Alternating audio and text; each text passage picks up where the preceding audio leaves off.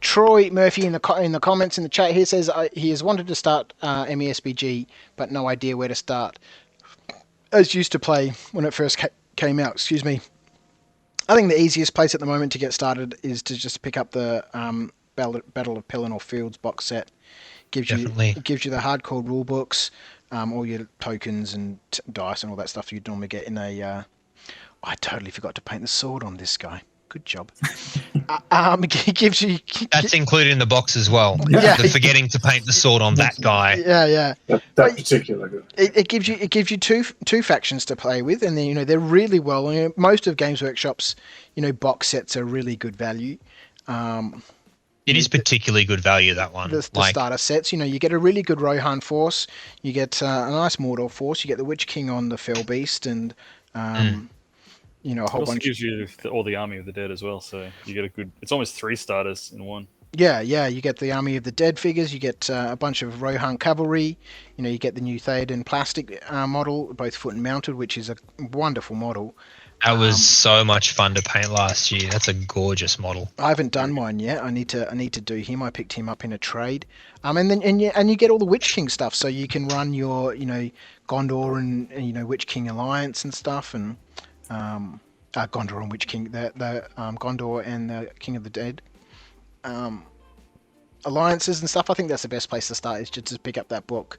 And the MESBG community, second-hand community, is really, really strong, because it's one of those games from Games Workshop that does have limited support or limited releases.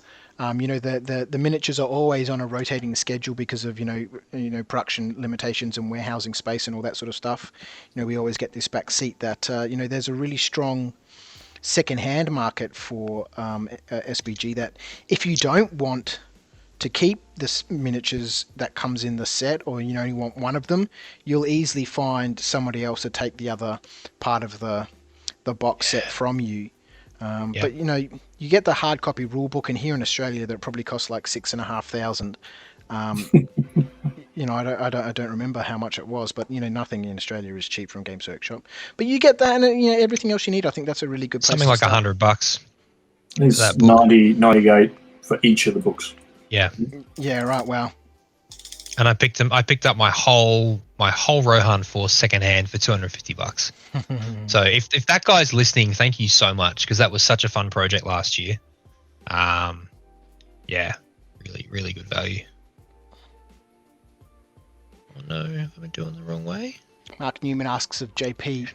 He says, has it got the scouting pre-game sequence, and how many figs aside are you looking at? No, it doesn't have. We're working on a variation of the scouting pre-game sequence because of the nature of Napoleonic warfare, and the game is set at a division level. So in real terms, 5,500 to 6,000 men aside, artillery, supply, and all that. So I'll just interrupt you quickly, JP. You can finish in just a second. That's all right. Dan Attrill has joined us, sitting there in what looks like an amazing hobby room. As I was saying just before, Dan Attrill is the organiser of Arc40k. You're on mute, by the way, Dan. Yeah, you'll be on mute when you first join. One of the biggest 40k events here in Australia, and quite possibly the Southern Hemisphere, was scheduled to be run again this year, and Dan will tell us how many players had booked in, but it's massive, 200 plus players.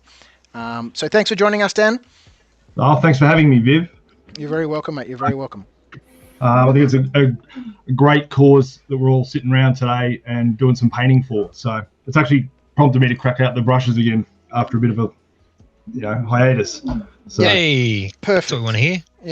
Yeah. That's exactly what we want to see happening. And if people are painting along at home, they can show us what they're working on. Hashtag Painting for Life KOD, and we can look those up and show them on the stream. But that's what it's about. Getting together, enjoying the hobby that we enjoy, painting, and having a bit of a chat, and just making sure that everything is okay, and talking about the things that we love. Absolutely. So I've been watching the chat since about off and on since about 3 o'clock. So excellent. You guys, really good job. Oh, thank you. There's technical issues. Couple of small technical issues and some Viv moments, but I actually really identified with that early on when you went, We did a whole bunch of testing during the week, and then propped on last night, and it all went to shit. Yeah. I thought I'd get clever and try something that I'd never tried before, and it turns out it was a really bad idea. Stupid idea. Yeah. That pretty much sums up some mornings at Arc. You've planned all this stuff, and then you show up, and for some reason, the button you press to go doesn't want to go. So yeah, it doesn't work. Well, it's amazing how that happens. We'll come back to Arc in just a second. That's all right. Dan, I just let JP finish up his answer because JP's working on his own set of NAPS rules, and there was a question from the chat about if it has a pre-game sequence in it. It's a scouting phase. I don't know why I did that in a German accent, but there you go. Yeah, I don't know why you do it either. It's like some synapse break. Anyway, so no scouting phase, like chain of command, but we are working on something different in terms of what we're going to do. Like the vision we have for the rules is it tells the story of an infantry division through different phases of a Napoleonic battle. So the preliminary vanguard, the advance, and then there's the taking a main position in the broader context of a larger battle. I mean, you think about Napoleonic battles, they're 50, 60,000 men, 100,000 men, 200,000 men in a battlefield. So a division of around 5,500 plays a smaller part, but there's an interesting story to be told in that. In terms of model numbers, because we're in the two-fat lardy space, a lot of players who play sharp practice, which is similar to possibly a song of drums and shakos, is 30, 40 models, maybe 50, 60 models, depending on how big the force is built out to. What we envisage is that would give you what would be equivalent to maybe a small brigade in our game.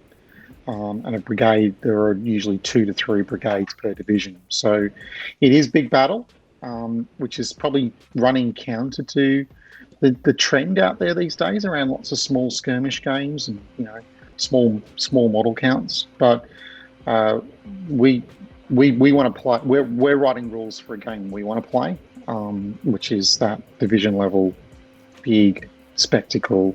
Lots of flags, lots of colourful guys on horses, hussars, uhlans, big artillery batteries, skirmishes, all that stuff that I grew up with looking at, War Games Illustrated, pictures of big Napoleonic battles. So we're capturing that, but how do you present that in a different way to the way Black Powder does it, or some of the other mass battle games? And that comes back to that command system or leader-led system versus a troop-up or weapon system, weapon systems designed approach. So yeah, probably another 2 years away, but look, keep an eye on the blog, and I post up test games and pictures of units being painted, and when the time comes, we'll probably go to play testing and we'll broaden out the horizon at that point. So between now and then, JP, there's another question that's come in here, which is NAPS related. He said, Morgan Harris says, what's some good rule sets for Napoleonics? Some good rule sets? Oh, look, Black Powder's a great set. I would recommend Black Powder. Just going to go back and grab it and spruik it again. Just hold the book up. I might just bundle this one in there with you with that question too, JP. Todd Kelly just immediately after that says, I probably have enough games, but what's a good place to start with NAPS in Vic? So what are some good rule sets, and what's a good place to start playing Napoleonics? Yeah, well, look, so depending on the scale you pick, there's a couple of great rule sets. So Black Powder is probably the best one because it written by Rick Priestley and Jervis Johnson. So it comes from that tradition of Warhammer 40k, roll to hit, roll to save, has a lot of similar principles, but it's also an evolution from War Master. So and we all know War Master and how brilliant that game is, and how sad that it's not supported commercially these days, but such a great system. But it's that same principle. I said I had a whole idea of, I want my guys to do something. Okay, roll a dice. If you hit the target or below the target, you get to do 1, 2, or 3 moves. If you go above that target number, you fail. So that's a great system. There's also FOG, Field of Glory, put out, I think it's by Osprey Games, and but that's more 15 millimeter. And then there's a couple other commercial rule sets. General Dame, which is another division level game system. So I think one of the great things, but also the challenge of historical gaming, is that there's so many rule systems. Yeah. So many on so many scales. Where to start in Victoria and Napoleonics? Well, League of Ancients is a great club for that. They play a lot of Napoleonics and Fog. That's a great bunch of guys who are really, really open to helping out. I think Nunawading War Games are another good bunch of people who mess around with Napoleonics. They're a great club. BWA is a bit more of a just a group of friends per se. It's not necessarily a broader club situation. But those are two really great commercial clubs. Western Suburbs, if you're out on the western side of the city. Brian and the guys down there, Wayne Eden. Shout out to those guys if they're on. Great bunch of people, really inclusive. Early on in my gaming hobby, I spent a lot of time traveling with Nick from Eureka out to Western Suburbs and gaming with the guys out there.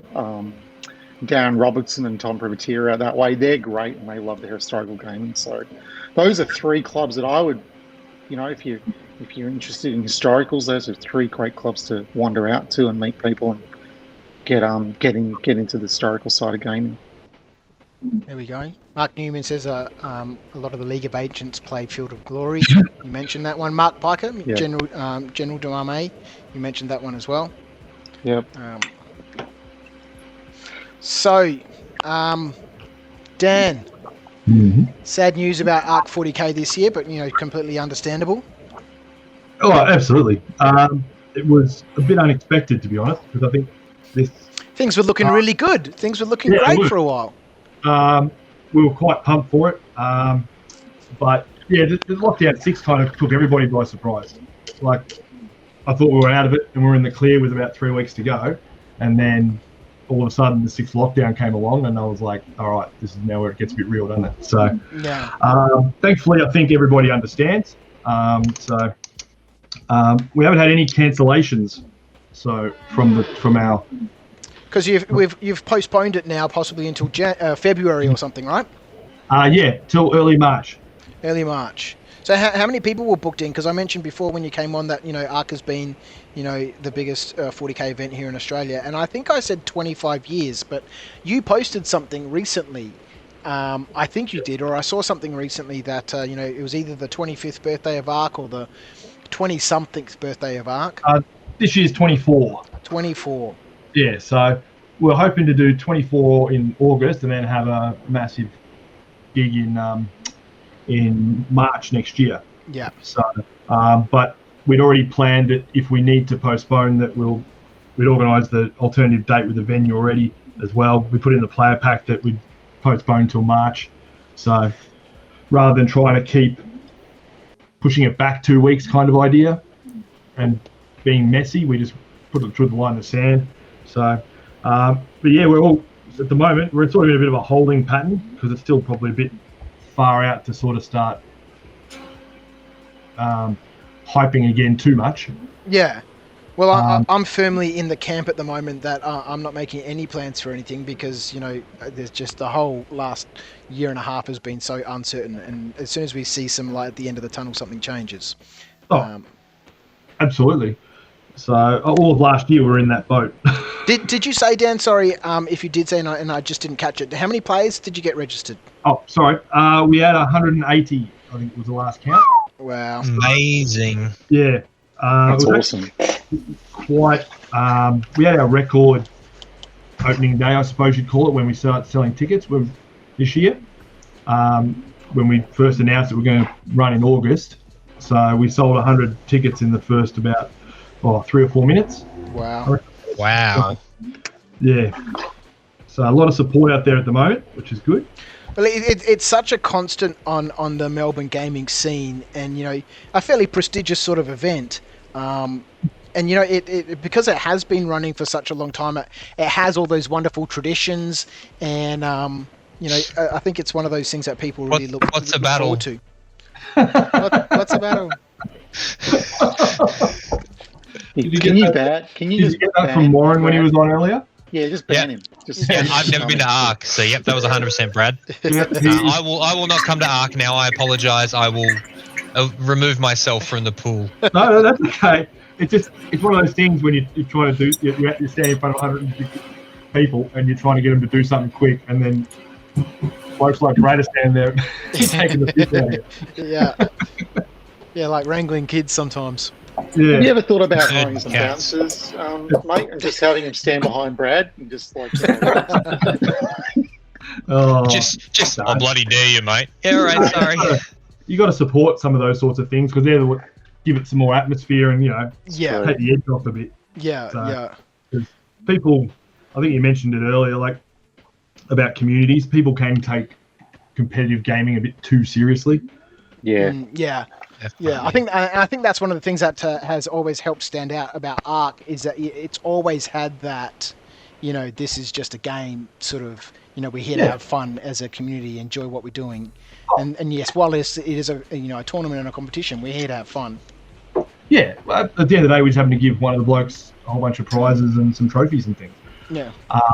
And I think when I first logged on today, you were talking about communities and things like that, and it's one of those things, and friendships. So we're talking about friends you've had in the hobby for the journey.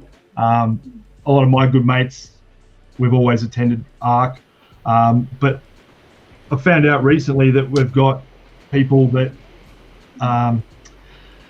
they met at Arc and now they're good buddies and they play in the garage.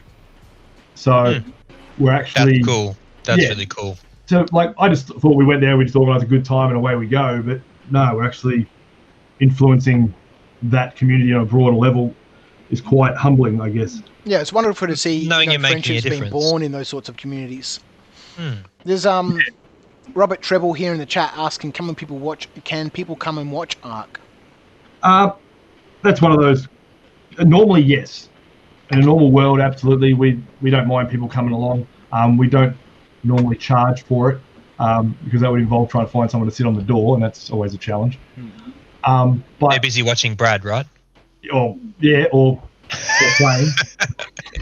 That's the hardest thing. Trying to find volunteers. Everybody's playing. You're like, all right, got to try and find people that aren't playing to come and help. But this year, with obviously COVID and things, we weren't sure how that would look. So, Yeah. because we had a whole COVID plan ready Yeah. for actually playing an event with 150, 180 people and make it COVID safe. Yeah. So, Yeah. so Yeah, but it's certainly as far a as it challenge goes- in this age. Yeah. As far as it goes at the moment, we would love to have people come and watch. We just need to make sure that obviously it's part of the rules at the time. Yeah. Yeah. So Hey, Dan, do you mind, guys? What do you think's the most important thing about Arc in terms of that lowering the temperature of that competition element? Because I haven't been to Arc in years. I think I went 3 or 4 times in a row, and the last time I went, I just felt it was a little bit too, like it was feeling a little bit too. And this is not a reflection on you guys. I think it was just the transition, but some of the games were feeling it's still a little bit too much about. It was more about winning rather than actually. What do you think has been really important? Because I know I've heard a lot of great things about Arc over the last couple of years. What is it that you've really honed in on to try and shift the mentality away from? Yeah, look, it's a competition. Yeah, we want people to play well, play their best, but it's not sheep stations. We're not. Yeah. It's not Gina Reinhardt deciding whether or not you're going to get the Northern Cattle Range or something like that. yeah. Well, she's not invited. That's how we do that.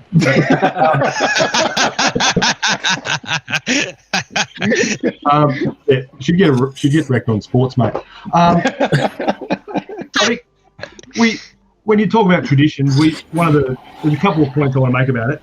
We stick quite heavily to sportsmanship being equal value in the event to battle, which is a big divergence from what a lot of competitive events do. And the focus for that, because I guess we get guys that come along that do quite well and they don't win many games. So you really end up taking the sting out of what's actually happening on the table in any given game is one, which means people can enjoy it. The second one is probably we still use composition which sort of comes and goes throughout most of the community events. But we've seemed to stick with it the whole time. And most of that is when I write the player pack and we sort of promote things, we try to we want people to think about the army they're taking from their opponent's perspective. And is this actually going to be a fun thing to play against? Not, I'm just going to rock up and wipe the floor with 6 people's armies, because that's not fun. I don't know anybody that finds that to be fun. So we want to try and make sure that we can have games that are played that go for 3 or 4 turns. And we've spoken about that as organisers, that how do we, can we run structure missions so that you can, so that players have to play for 3 or 4 or 5 turns, because that then influences the power level of their army, and then the experience becomes better. Because when you play a game, if you've played 5 turns and you lose, and it's a close-ish game, you don't mind. You know what I mean? You feel like you've had value. Spot on. Yeah. Yep. If you walk up and you're a bystander in your own game. Yeah. Or you basically unpack the Spectator. images and then pack them back up again. That's like, if your mate did that when he came over, you'd be like, mate, don't come over again. Yeah. Yeah. So, yeah. How do you find the way GW evolved 40k over the last couple of editions? Has that helped or hindered you in that mission? Oh,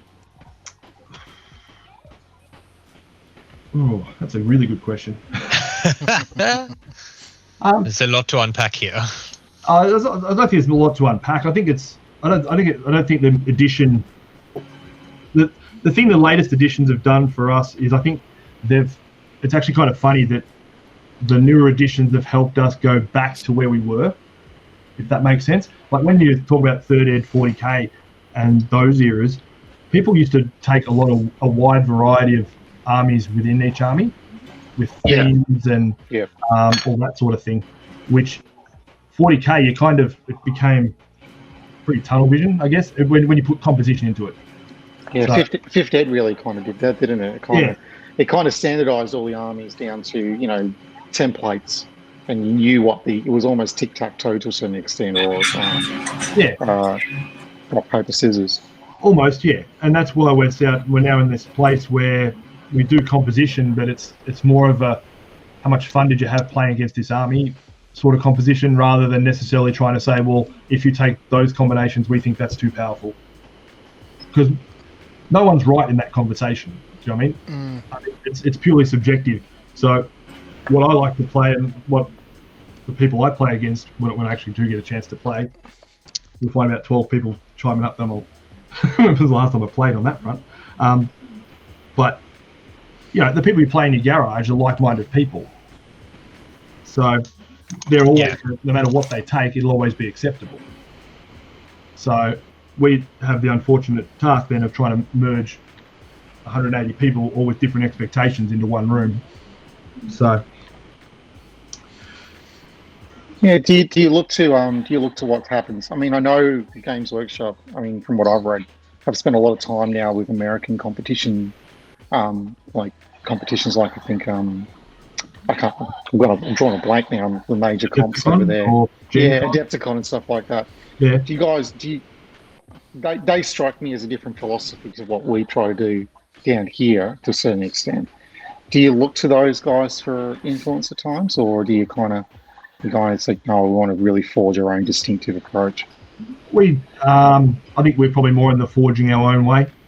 I guess for me, I'm more interested in our traditions and where the event's been, and all those good value things that we've talked about. I think things like the way they play at Gen Con and all that sort of stuff. Like, America's a different beast when it comes to tournament play, because I guess we don't really identify ourselves as being a tournament so much as a hobby event, where we actively, I guess, try to sort of stay away from the super competitive nature, which is what happens in the US a lot. You get ranking systems involved and things like that, and a lot of our community over here, it's pretty much two halves, I guess, in terms of gaming community. So, but yeah, I don't look to them too much.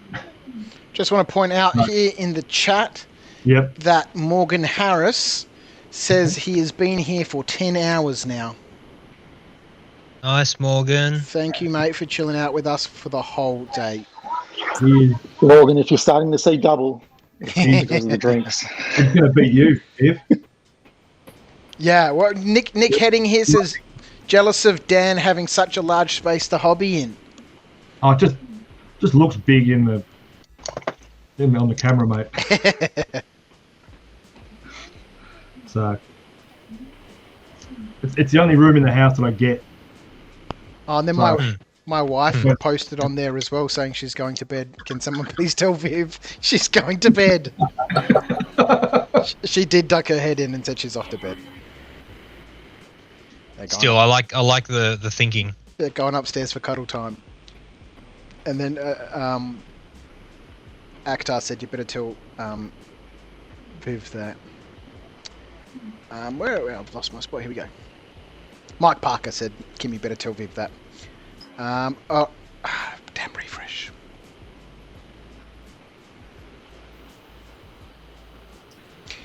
Troy Murphy says, we've been lucky in Wagga that we haven't had much in regards to lockdowns and have been able to play tournaments with one coming up in January. Well, that's, obviously a big issue here for us. How much work, Dan, goes into organising Arc? Because I know that every year, a big terrain drive happens and stuff, and we've lent you stuff from the studio before, and you always rock up beforehand. It's not some other playable lackey in a budget hire truck to come and pick things up. Organising an event the size of Arc must be quite an undertaking. I don't want to. It is. There's a lot to consider and a lot of. You can say it, mate. You were about to say I don't want to toot my own horn, but you've got it down to an art. It may not sound like it, but it does get easier the more you do it. Sure. Because you can recycle a lot of things. Yeah. A lot of the background stuff. So you're not necessarily doing it all the time. I think the part I find there's a lot to it, but the part I find hardest is when to get off your ass and start doing it again. Right. Because once you kind of push the snowball down the hill, like you've done with this paint-a-thon, yep. How it gets out of control, and then all of a sudden, yeah, sure, you're a week out and you've got so much to do, and your wife wants to kill you because she hasn't seen you, and your kids don't know who you are. Yeah, sure. So, yeah. But there is a lot. I think it's a lot harder than I think it looks from the outside. Yeah, well, my immediate thought, is there's hundreds and hundreds of people here in this room. There's huge numbers of tables. There's massive amounts of terrain. There's all of this logistics that has to happen. Then there's all the activity that's happening during the event. You've got sponsors to contact, prizes to organise. Track all the scores and rules and everything. And I guess like you said, the more you do it, the more familiar you become with all those things. Yeah. Well, I'll also say that it's not all me. There's 2 or 3 other guys that really shoulder a lot of the technical workload, I guess. Yeah. Which makes it a lot easier. So, like when it comes to writing a player pack, Sam Grant recently in the last probably 3 or 4 years has become a big pillar of that because he's a bit more in touch with the day-to-day 40k, if that makes sense. Sure. So. Which is what I think makes it work so well. And my brother deals with all of the scoring system online, so we don't have to worry about how we actually generate a winner. Yeah. So we just have to make sure that he gets it, because he's not a hobbyist. So his hobby is basically building, we call it Arc Score. Amazing. So, yeah. Yeah, it'd be super difficult to be able to approach something like that on the size of Arc without having, a couple of people there to really help, with a whole bunch of the aspects of such a big event. Yeah. So the weird part about it is it's not a like 3 weeks and we're done sort of organisational trip. Yeah. So. Yeah, it's happening throughout the year. Yeah, and that's one of the big challenges. So because when you're in that last month or two, it's like even when I used to go along and play, the last month and a half was pretty intense in terms of painting and getting ready. Yeah, that mad scramble for the finish.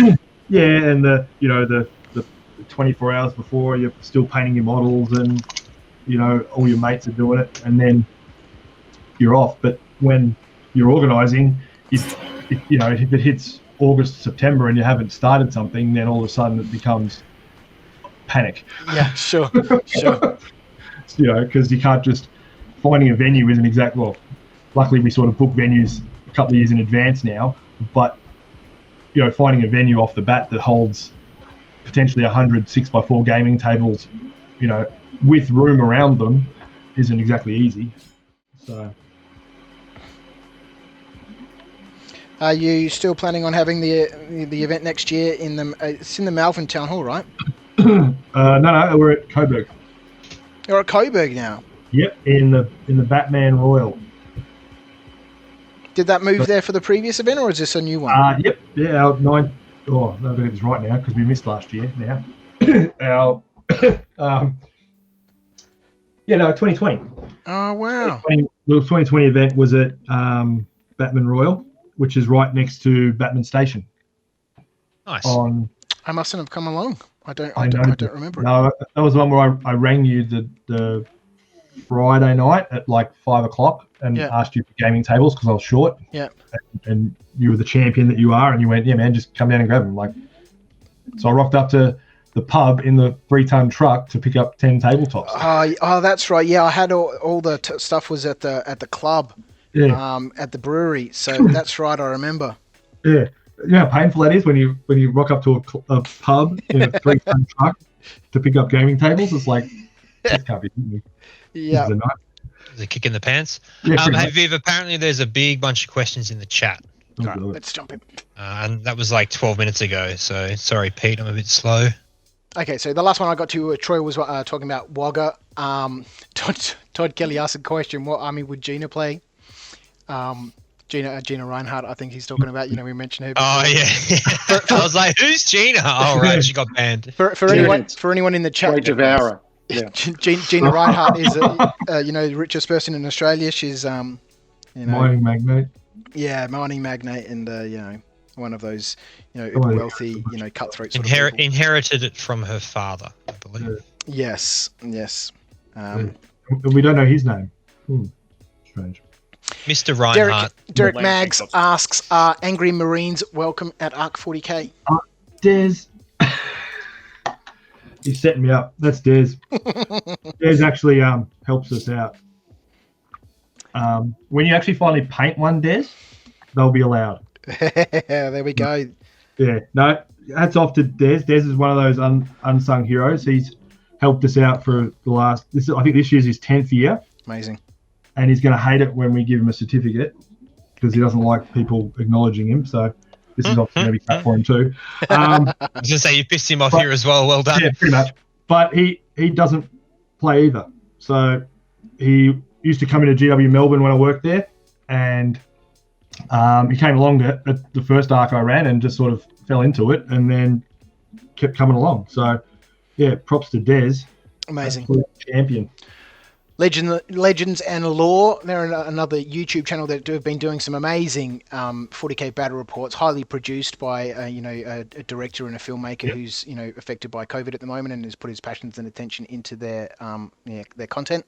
He said, I met and played a guy at Arc a few times years ago who is now a good friend. Our YouTube channel was created from meeting people at Arc. And we touched on this issue earlier on that this hobby that we all love has created so many lifelong friendships, or friendships that are decades old now, from people who have met up to play, toy soldiers. Sorry, Nick. I know you got to put up with me for decades. Sorry.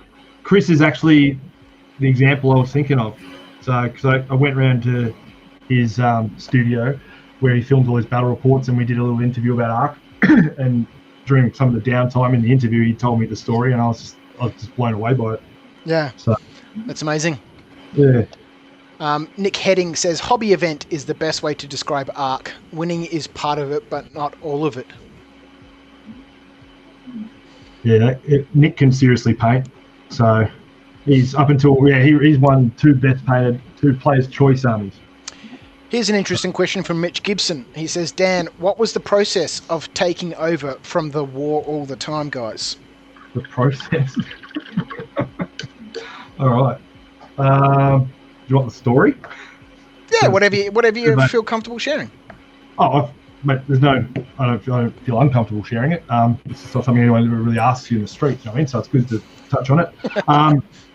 So it was about 2011-ish, I think. Basically, I've been to Arc every year since 2001, was my first year. Anyway, I used to help out with driving the truck for Mark Morrison, the old TO. I don't know how many of you guys have met Mark or not. He's absolute. He basically drove all the values that we just continued, I guess, when you talk about traditions. Mm-hmm. He drove most of them initially. So it was quite... We were mates at the time. But we're still mates now, but you know what I mean? It sounded like it was a real bad breakup coming there, didn't it? Yeah, no, it wasn't. I get stuck in talking in the past. Anyway, so I helped out over many years, just driving the truck, because GW used to house all the boards. Amazing. Above the old Melbourne store. Wow. So we would lug these 60-odd tabletops in an elevator down into the back alley of the CBD, and then off to Collingwood when it was in Collingwood. Anyway, so he rings me one day and sort of asks me if I want to have breakfast, and I'm like, yeah, right, we can do that. What time? This means I've got to get up earlier to catch the earlier train.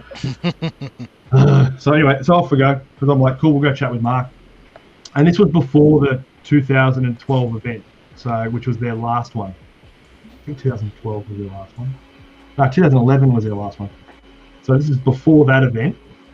So it would have been in about October-ish, probably, and that was going to be held in January. Anyway, so I rock up to this breakfast, and we're, toasties, they're drinking coffee, what have you, and he basically just hits me with it. You want to run Arc next year? And I'm like, what do you mean? Like, how do you, like at the moment, he just run, to give you perspective, the year before that was the largest Arc event that's ever been run, which was 200 players on the nose. Yep.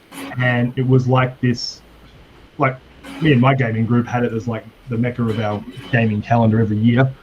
And then all of a sudden your hand passes it to you and you're like, what do you do?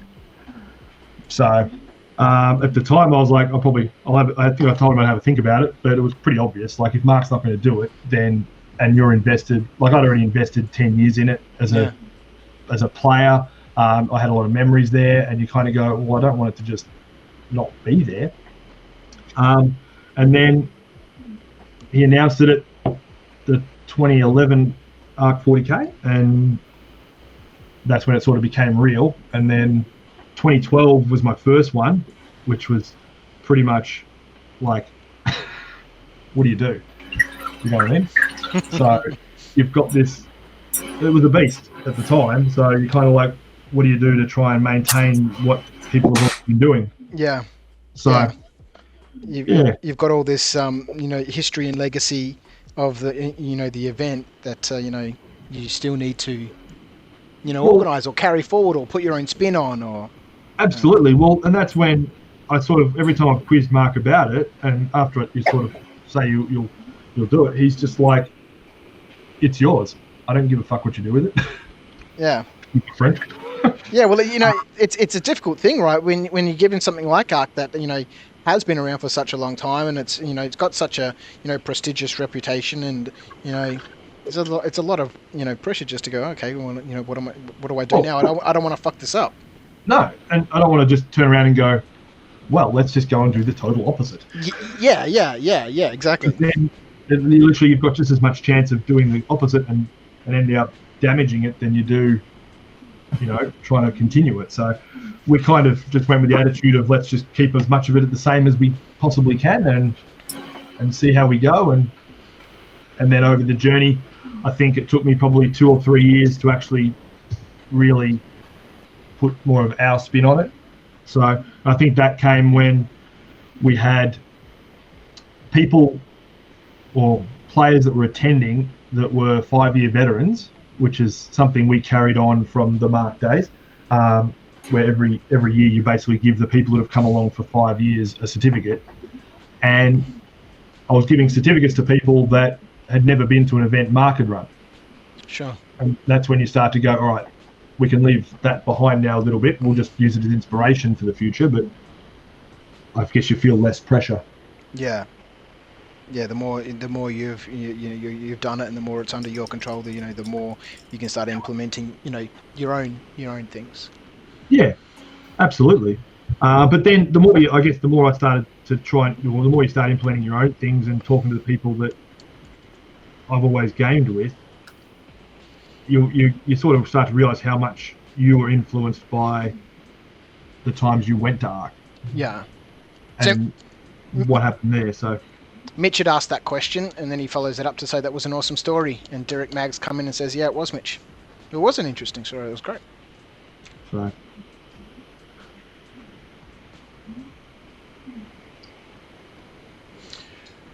Grendel NZ. Grendel NZ says, glad to hear Brad, I assume Morin, is still involved. Not seen him or the other Oz 40k stalwart since Liber 2008. Never made it to Arc from New Zealand, but glad it's going well. Alan B. Alan Borthwick.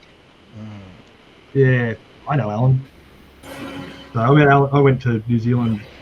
I worked for GW for a long time, and I went to New Zealand in 2004 to help out with their Auckland store. Yep. And yeah, I met him when I was over there. He follows that up by saying, and glad to hear that What's a Battle is still going strong. that was an old meme at Complete Fanatic 07. Oh mate, it's never going away now. And the Real Disco Boy says it was great. That was my first Arc. Who's the Real Disco Boy? I'm not sure. The online anonymity. Luke Appleby says he's never played a 40k tournament. Keen to finish his Death Guard and give Disco it a Boy go. is Chris Johnson. Uh-huh. Actually, talking about Death Guard, we had Brickman on earlier, and I think did you capture the request where he wants to bring a Lego theme, yes, a Lego based army? I posed the question, but yeah. I didn't get back to answering that, unfortunately. He did. Dan posted in there, said we'd love to see his attempt, his beautifully painted army, but he's happy to bring something to display. So Yeah. so that's a pretty much a no. Can't play 40k tournament with your Lego figures. Yeah. But more nice. But more nice. Good try. It's probably not. To just quietly, don't tell anyone. But it's probably not Brickman I'm worried about with a Lego. Yeah. Yeah. I was going to say, if you can't, as the only certified Lego professional in the Southern Hemisphere, get to Arc with the Lego 40k army, no one else has a chance. So Yeah, pretty much. So it's a good person to put the band hammer on. Oh wow, you could put a band hammer on it. So Maybe just the Lego side of it, not maybe Orion. we should see if Brickman can do like a hammer, a big Warhammer 40k hammer to bring along. that'd be epic. Tim Highland says I reckon so many old a faces board popping made in of it from would the be past. amazing. Yeah, board would look great. Tim Highland says so many old faces popping in from the past. Yeah, I was actually when Tim he said something earlier on the chat when I was watching, and I was gonna chime in because I used to work with Tim. Well, he worked in Queensland and I worked in Vic, so. Acti Giraffe down there in Tassie says, thanks for this, guys. I have to go to work at 4 a.m. Has been a blast since 10 a.m. this morning. Managed to clean off a couple of 100 bases and started my War Games Atlantic French. Amazing. Good stuff, mate. Nice work, mate. Nice work. Thanks for being with us. Mitch goes on to say, if I remember, wasn't Arc 40k at one point a part of a larger convention? Yes. Yeah. That's one of the things that's happened since I've been running it. Actually, we used to run at Collingwood College as part of a convention called Arcanicon, and essentially, Arcanicon's a role-playing convention, and they've basically had a bit of a rebirth in the last 3 or 4 years. But 2013, 2014-ish, they were struggling quite a bit, and we were obviously doing all right. So we decided to move away from there. We actually had to sit down with their committee, and we organised it, and we basically went off independent. So that first one after that, breakup. That's I'll use the term breakup. That was at La Trobe Uni, wasn't it? That's correct. Yeah, I remember going along to that one. And that you had there a bunch of different sorts of events. I remember there being a Lord of the Rings event was there. There was some Blood Bowl going on, and I don't know about might have been Blood Bowl. We had a period of time there. We had the Golden Barry, which is a painting competition. Mm-hmm. I had heard about that. Barry is our skull. That's our logo. So we did that. We did that for a couple of years, and we had the Lord of the Rings event too. We did that for a couple of years. So I was going. It's quite funny actually. I was looking through some images the other day. Well, I say the other day, but this was probably months ago. Everything feels like the other day to me right now. And I came across a folder of all the Lord of the Rings tables from that Arc event at La Trobe. Yeah, right. Yeah. And the Lord of the Rings scenes. Every tournament I've been to, they always generally seem to have really, really nice tables. I think it's just one of those things where that IP, that world is just so rich and full of wonderful scenery possibilities that the tables are always good. And I think a lot of the people that get into I've realised today how many people are actually into the Lord of the Rings. When you were talking to Jacob, was it earlier? Jacob, yeah. He's a big. You said what was the term used? BG. MESBG. MESBG. MESBG. Yeah, and that I was just going, no, he plays this MSCBG. I have no idea what that is. And then because I've never heard it called that before, but then after watching for another 10 or so minutes, I was like, oh, he plays Lord of the Rings. It's interesting that you say that, because I caught a live stream, I'm going to say the other day, but I'm pretty sure it was the other day, and they were talking about Lord of the Rings. This was in the UK. They were talking about Lord of the Rings, and shouted out, what are you guys working on? And so I posted in the chat box, I'm working on some of my figures for MESBG, and the host got around to it, and he's like, Viv says he's working on MESBG. I don't know what that is. And they were talking about Lord of the Rings. It's just that I've always known it as Lord of the Rings. It changed to Middle Earth strategy battle game a couple of years ago. But yeah, it's interesting. You can be talking about the same thing and still be a little bit confused. Yeah, but I think a lot of the people that get into Lord of the Rings and MESBG, well, from my experience with Lord of the Rings, it was very scenario driven. Yeah. So when you talk about how rich the IP, I guess, is for Lord of the Rings, when you're building weathertops and Pelennor fields and all this sort of stuff for your scenario, when you then start moving that terrain to playing a pitched battle type scenario, all of a sudden that's where I think it all comes from. So because they put as much care into building the terrain as they do the models for the scenario. Yeah, I was lucky enough to go to Jeremy Hunter's house, a few months back, or more than a few months back. He has a narrative game, small, event at his house every now and then, and then invites people around. He set up 4 tables. There was 8 of us there playing games, and he had every single miniature for every single scenario. And he had a bunch of them set up and said, which one do you want to play? This scenario or this scenario? It was a great, it was a really, really fun experience. Playing with somebody who knows. Jeremy is the host of the Green Dragon podcast, along with a couple of others. It was really nice to be, surrounded by that much enthusiasm with beautifully painted models and some beautiful terrain, and it was a really, really, really lovely evening. Mitch goes on to ask why. I wonder why the convention part fizzled out. Don't know. I guess that's a question for the the Arcanicon guys. Yeah. I think change is probably not one of their strong suits at the time. Yeah. So Nick Heading asks, does ARC still get international participants, or is it just Australian? I know there's a large group of players from Sydney and Brisbane. I didn't realise there was a large group of players from Sydney until they went into lockdown and they couldn't go.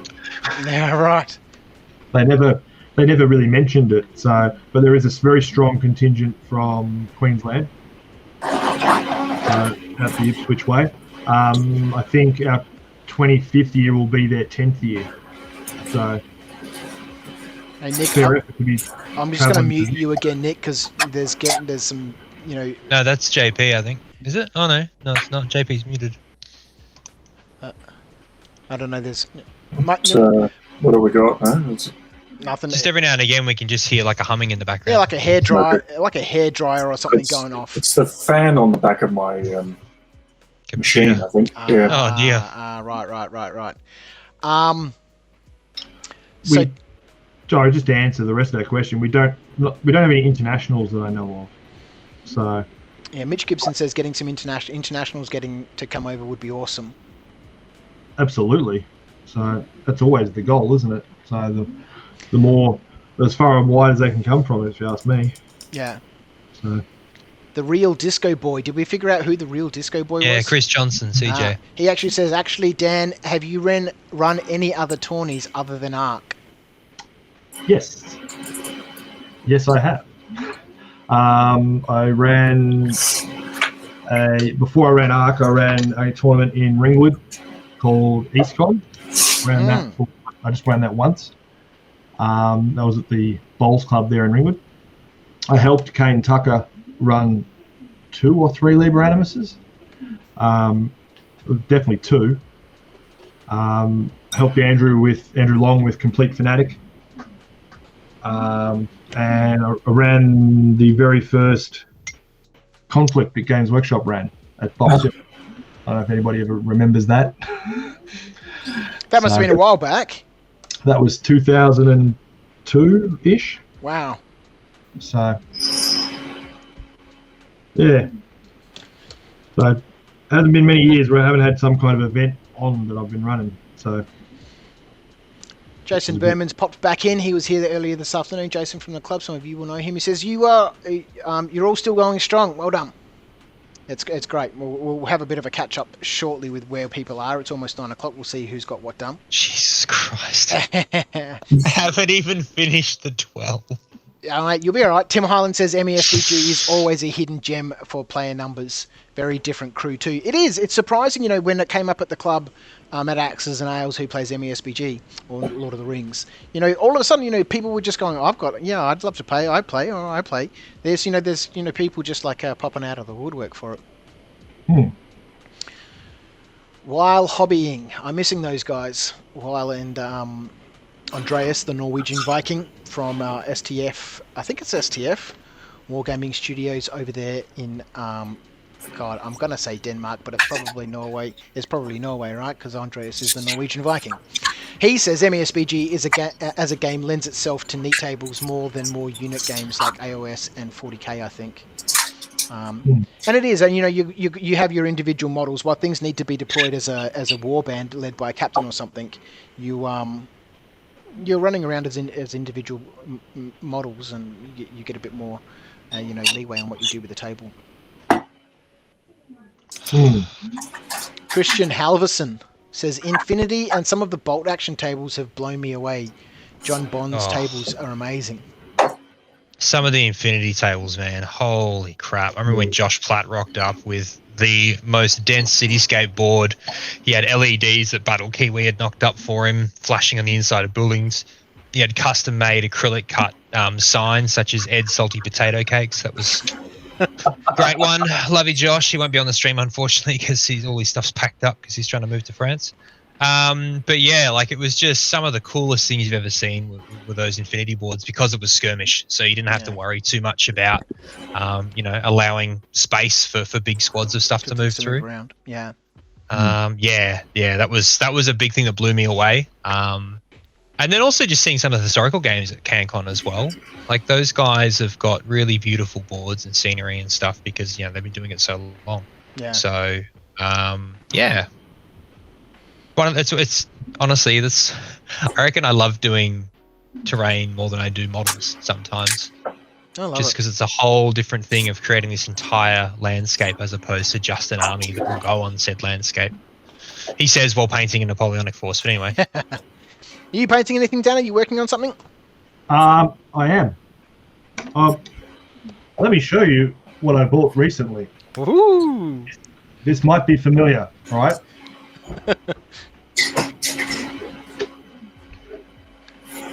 The combat patrol.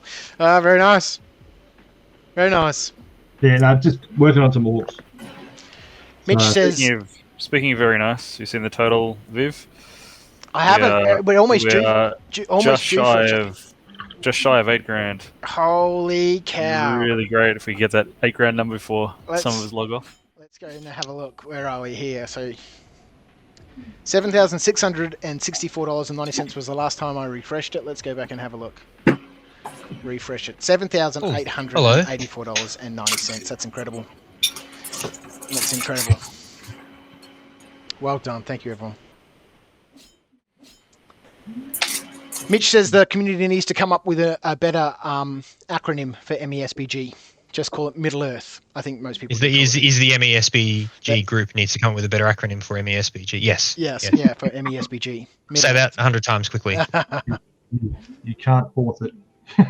Tim Harlan says, my old boss Tim tried to collect one of every pose of every mini for all scenarios when Lord of the Rings launched. Huge undertaking. There it is. There's massive numbers, and a lot of them aren't available anymore. Or they come in and out of rotation through Games Workshop, and you've got to pounce on them in their made to order, period over a weekend. Otherwise, you miss out. Yeah, right. I've never, in my wildest thoughts, was I thinking that it was as popular as it is right now. Yeah, it's doing real well. The real Disco Boy pops back up and he says, I remember attending one with you in the city. I'm talking event that you're talking about around 5th or 6th ed. Poppy update. She's having fun with the possums outside. I'm trying to calm her down, but just so people on the stream can see, she's still going well. Greybeard's Wargaming Sorry, says, Dan. can I put up the schedule from now until 10 a.m.? I should. I lost that when I lost the stream last night. I should probably get on with organising that. So I'll pop that up shortly. Grendel NZ. Yeah, when's Luke from ABS Gaming? Geek Gaming. Luke's app's coming on. So let's have a look. So up until midnight, Ara's coming on from Mana Press around 10 o'clock. He said he'd chill out with me for 2 or 3 hours, probably finish up around 1 or 2 or so. We'll see how long he mills around for. And then we've got an open break all the way through till 2 a.m. when Paul Elston from Elston Nation is going to pop on, and we're going to talk about old school YouTube and just reminisce about the old days, the differences between what YouTube was back then, basically just guys with cameras press record, upload videos and share our hobby, to the hyper produced and really polished content that you see now on YouTube from these really large channels and people wanting to their channel to become large. He's coming on at 2. Carl from Crooked Dice is on at 4 a.m. Luke Fellows from Geek Gaming is popping in at 6:30. Stephen Crow from Top Table Gaming, big MESBG, a big Middle Earth channel on Lord of the Rings is popping in at 6:30. So that's the schedule so far. So I'll make a quick slide for that and pop it up so we can have a look. But all the details are on the knightsofdice.com website. You can go to knightsofdice.com/painting for life, and there'll be details there about all the sponsors, information about my story with depression and suicide, information there about all the guests that have been on, our sponsors, and a list of the schedule and who will be popping on. So far, we haven't, stuck to the schedule of topics that we were going to talk about, but that's completely fine. And I think it's been a wonderfully organic and really enjoyable conversation so far with everybody. I've been having a great time. So that's what's happening between now and midnight, and then from midnight until we finish up at 10 tomorrow. Handful of guests from the UK popping on. I think if I had a little bit more time, I could have reached out to a few more people and had some time. Obviously with such short notice, a lot of people were booked in or busy or unable to pop in. I didn't realize some of the connections either. Like, Brad knowing Dave Taylor, who popped on earlier, I would have loved to have asked him because he's always got so many inspiring stories about his hobby and where it's taken him. Yeah, but, he would have been great. You don't think, and yet who was popping in this morning to say hi was Dave. So it's just funny how the community is so connected. Be great for if JP could reach out to the Perrys. I'm sure they'd love to pop on and say hi. I'm on their blacklist right now. we should annoy Brad and see if we can get Rick Priestley on. It'd be so cool to talk to someone like him about game design. That's all for next year, Viv. Might be loving this stuff. Yeah, exactly. Like I was saying earlier in the day, I really want to run this Painting for Life at least once a year, if not twice. A summer and evening program, and I think with more than 11 days to organise everything, there's a much better chance of getting a lot more people onto the show. But so far, I've had a great time chatting with our local community, which is I don't think gets much exposure, outside of Australia. Excuse me. There's loads of content on YouTube from the UK and the US. I see a lot of Australian Middle Earth content.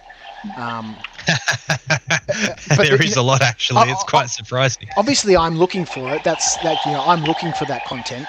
But I'm not, and it's still coming up though, Viv. That's the cool thing. Like, there's a lot of it being pushed at the moment, which is great. All right, let's get back to that chat. Okay, so Greybeard wants me to put up the schedule from now until 10 a.m. I will do that shortly. I'll just copy and paste that. But like I said, it's all there on the website. You can go check out what's happening. Grendel NZ says, all this talk of MESBG is getting me inspired to dig out my Moria Goblins to finish. Stupidly, I sold my GT winning Haldir's Elves and GT winning Haradrim years ago. Devastated, mate. I know the feeling. Well, Ed told us his not story. Not the GT winning before. Feeling, but the selling feeling. Sorry, just to clarify. Ed told us before that he sold, well, not just, but sold his Kandish army, which he regrets. Have you ever sold anything off, Dan, and then you regretted it afterwards? I've sold stuff, but I've had so much stuff that there's stuff that I know that I want forever is in the don't touch basket. Yeah, sure. But I got so much stuff that's fringe that, yeah. No, the short answer is no. I haven't sold anything yet that I would. That you regret? That I regret. No. Yeah. But I haven't sold many things that are fully painted though. So. Here we go. Travis Caterer has popped up in the chat, and he posted crispy frisbees, not potato cakes. There is a whole part of the Infinity community dedicated to fighting over what is the name of said object. Of a battered and fried piece of potato. Yeah, and I believe aren't we the freedom-loving hobbits who believe in potato cakes, and the rest are just communists? Yeah, something like that. Where are the scallop people? North of the border. I want to know where the fritter people are. For me, that's always been a potato fritter. That's to the I think west. They're just sitting in that white chair there, Viv. I tried to weigh in on that conversation in the Infinity group when it was at Zenith, a year and a half ago or whatever. 3 years ago now, mate. Oh, Jesus Christ! That way lays madness. Dude. I don't know how I'm still alive. I never know what's going on or what has happened. You need a diary, mate. Oh, I've got one. Write down when this stuff happens to you. Now, the problem is he always goes, "Dear diary," and then gets distracted by the other entries that he's already put in. Then I'll come back and 4 years would have passed. I had a great day today. Grandpa, can we go to the park? Quiet, I'm trying to write my entry. Where do we get to? Thanks for your I'm terrible, sorry. I'm distracting you so much, Viv. Cam Davidson says, thanks for all your hard work, Dan, and well done for keeping Arc40k fresh. Let me know if you want celebratory cake for any Arc40k milestones. Celebratory. Who's going to say no to celebratory cake? Yeah, well, no. Now I think is when we can bring, Brickman and Cam here together. Brickman can make the Lego 40k hammer, and Cam can, do the 40k cake. Yeah, the straight out of lockdown, off we go. There's a party just in that. Derek Maggs pops up after that and says, Dan, say yes to the cake. I don't want a certificate, but I want cake. That has spoken. Nick Heading says, please bring back Golden Barry. He's a painter. He's one of those people that's seriously good at painting. but he does it across entire armies. It's a bit ridiculous. Amazing. Greybeard's Wargaming is leaving. I'm going to have to snooze. I will wake up and give you a jolt in the morning. He's been here all day as well. Thanks, Greybeard's Wargaming. Thanks for hanging out with us. The Real Disco Boy says, "Don't start the potato cake war." Mm-hmm. I think we were finishing it, weren't we? Yeah. Well, we touched on it and we glossed over. Well done. Appreciate it. Derek Maggs asks, "Whatever happened to your green pants ogres?" My green. Oh, they're around this. I think I sold them. Sold them to someone. So I did some green stuff on the ogre. You know, the GW ogres, how they're all walking forwards. Mm-hmm. Did some all of them. Yeah. Yes, where their legs were all walking forwards, but there's a mass amount of green stuff on them, and that's why he calls them the green pants. Yeah, right. Yeah.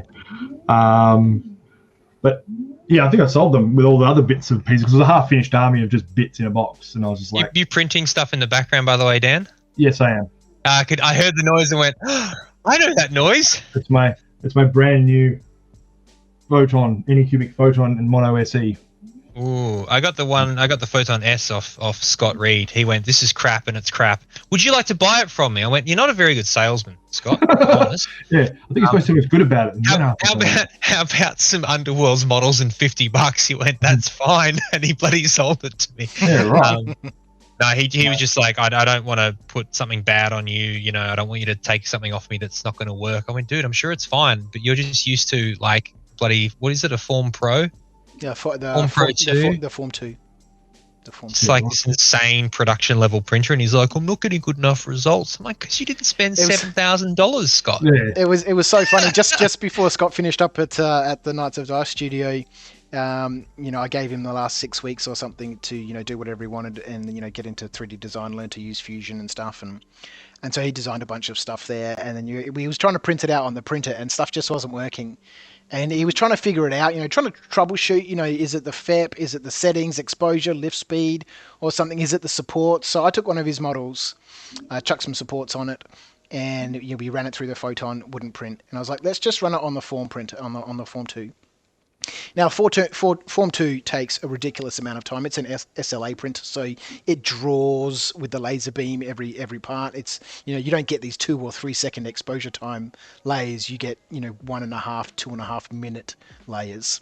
And so we put it on. Came back in the studio the next day. It was hanging from the build platform, absolutely flawless. And Scott was like, "Fuck this printer! I've had enough of this. It can't work anything out. It's a pain in the ass." And I was like, "Yeah, well." You've got to fiddle with them. We were discussing it earlier on. It's a hobby in itself. You've got to tinker, play, tweak. There's so many different variables from the resin to your environment, and not just the printer, but the environment that it's in. And apparently, in a bungalow with no insulation at Melbourne winter is not the best place for it. Who'd have thought? Yep. Mitch Gibson says, "I've sold every army I've painted, over a dozen, and never regretted it. Always looking to the next project, and if I miss an old army, I can do it again, but better." There's a couple of potato scallops things here. I'm just going to quickly mention them, but I don't think there's enough. Don't feed the beast. I don't think there's enough people in the chat for this to become the beast. But Troy Murphy says it's a potato scallop here, and then Stephen B, who's tuning in from Northern England, says a battered and fried slice of potato is a scallop. Well, it's seafood. Full stop. It is scallop. Scallop is a seafood. And then people always bring up, "But it's scalloped potato." I said, "No, that's a dish with cream and cheese, and it goes in the oven, and it's delicious." Same approach I take to people who point out uniform issues, guys. So, paintbrush to the eye. Yeah. So diplomatic, JP. I really like that.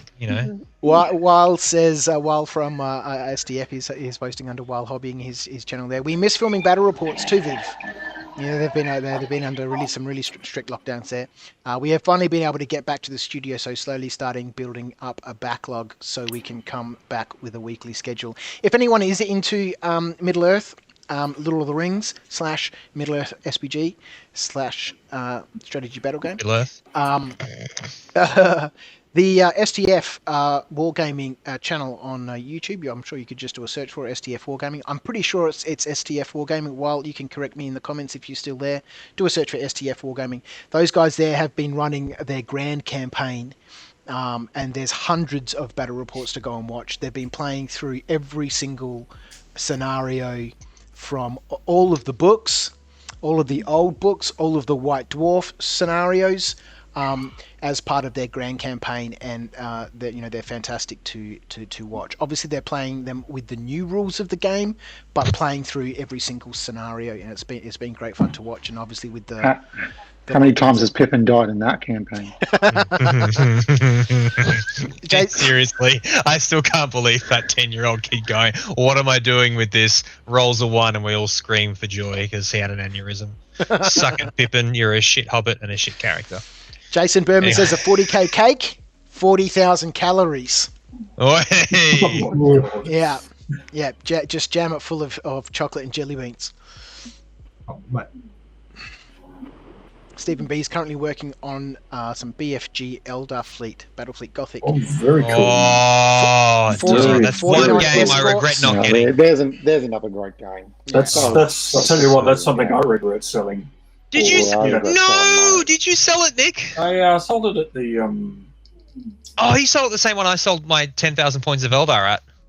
Probably. I don't remember. That was at Little Wars. No. I was at the buy swap sell House of War. Oh, you sold it there. Oh, that's right, you did. And I was tempted to buy it, and I went, "Don't be silly, Edward, because then Nick won't have it, and so you won't have anyone to play." Yeah. I live in fear. Well, I live in fear of when G-Dub Specialist Games brings back BFG, because I'm going to need another mortgage. Yeah. And it'll be in a totally different scale as well, just to annoy everyone who's already Oh, you've got all those wonderful epic models from the 90s. Stiff shit. Titanicus is in a different scale. Oh, okay. Oh, well, I guess I'll buy it anyway. But is it really? Oh, I've been thinking about this. I don't think it is. The Titans are, but not the troops. No. The Titans definitely. Like, you look at the old Warhound, the new Warhound. Toph's got a Warlord, the blocky one. Is it not the Mars pattern?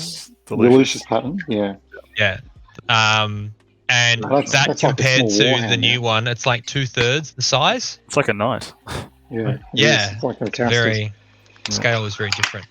I actually finally did the first 12. Holy crap. Well done, Ed. Well done. I'm just flipping through the Instagram posts that have the hashtag Painting for Life KOD. There's been a couple of new ones. So if you are working on something, you chuck it up on Instagram with a Painting for Life hashtag. And we can have a look at it. Painting for Life KOD hashtag, and we can have a bit of a look at it.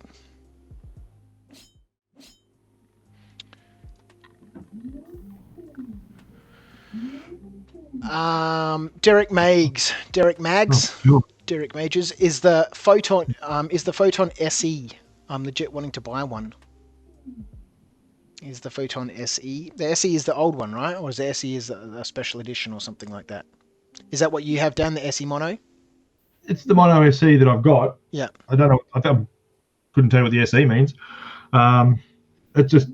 It's got other features that the normal one doesn't have, with fans, internal fans and stuff to help get rid of your smell and things.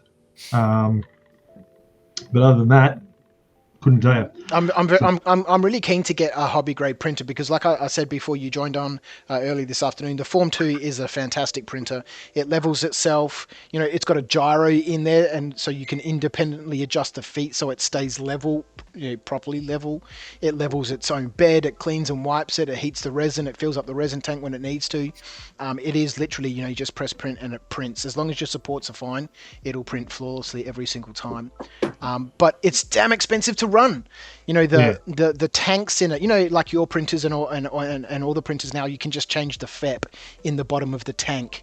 For the Form 2s, you have to replace the whole tank. Jeez. And they're $250 a pop. And the clear optical filament on it, you can change the protective lining. It doesn't have an FEP in it. It's got something else, but you can peel that out and mix your own chemicals. As long as you get it perfect, the perfect weight, you can pour it back in and re-coat your tank. But if to replace a tank is around 250 Australian dollars. Each tank it will print 2 liters of resin, and they're chipped. So the tank talks to the resin tank. And so the tank knows how much resin has been put into itself. And when it hits the 2 liter mark, it stops the printer from printing and says it's time to change your tank. You can hack it, but if you hack it, then you can potentially void your warranty. So you're forced into this super expensive proprietary system. And then a liter of resin, the grey stuff that I use, it's a beautiful resin. It prints absolutely flawlessly. It's what I used when we did the metal figure for the Infinity community a couple of years back, the Bostra figure. That's $350 a liter. So it's damn expensive to run. So I've been looking for a hobby grade printer, something that I can print out some of the STLs that I've picked up, and just print some stuff off without worrying about that figure just cost me $60 to print. Yeah. Go the 4K one. Yeah, I'm really keen. I'm looking at the Anycubic, the Hallett Sky, the big one. It's got the huge big bed on it. It's 4K mono. I've seen really good reviews from that. Yeah, I think it's called the Mono X, the one I was thinking of. But yeah, it might be the newer model of that. So the Mono X is pretty good. People are asking Stephen to put his BFG fleet on Instagram so we can all have a look at it. 49 escorts and 4 cruisers. Holy mackerel. He says, no idea on points, as I'm just getting back into it, waiting for 12 light cruisers and another 12 escorts. Jason says, wow, they're crazy numbers. That's a huge fleet. That is a huge fleet. It's more than a fleet. Nank Tank has posted up here, says, I'm currently working on Battletech Curita, 1st Ghost Regiment Panther. I'm not familiar with too much with Battletech, but Brad is all over that stuff. I'm sure he would have something to input there. Poor Pippin, says Robert Treble. Nonsense. Nonsense. Oh dear. Yeah. That was a fun time to work for GW, that's for sure.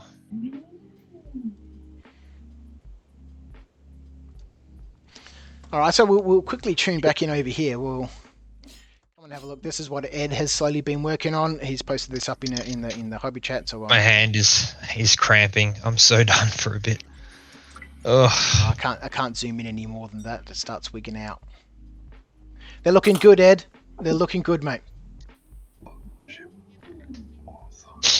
Should we start working out fundraising for me throwing some darts for the next half an hour? Or? Yeah, let's tune in with our fundraising. So we're at $7,934.90 since the last time we checked it, and $7,959.90. We are so close to that 8,000 mark. Damn! This is absolutely, truly amazing effort. And whilst we have got loads of things to give away, we will sort those out after the stream. To anyone who's donated, we will go through. I'll make a list of all of these things, and we'll figure out something to do with all these prizes that we have. Given that I destroyed the chat bots last night before the stream, and it's been very difficult to do it on the fly.